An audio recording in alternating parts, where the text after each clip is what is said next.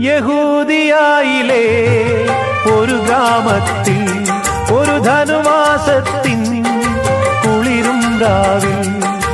രാപാർത്തിരുന്നു രജപാലകർ ദേവനാദം കേട്ടു ആമോദരാ വർണ്ണരാജികൾ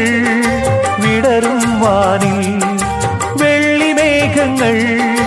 ഒഴുകും രാവിൽ താരക രാജകുമാരിയോടൊത്തന്നു തിങ്കൾ കലപാടി ഗ്ലോറിയ അന്നു തിങ്കൾ കലപാടി ഗ്ലോറിയ താരകം തന്നെ നോക്കി ആട്ടിടയർ നടന്നു താരകം തന്നെ നോക്കി ആട്ടിടയർ നടന്നു തേജസ് മുന്നിൽ കണ്ടു അവർ ബേഥലേം തന്നിൽ വന്നു തേജസ് മുന്നിൽ കണ്ടു അവർ ബേഥലേം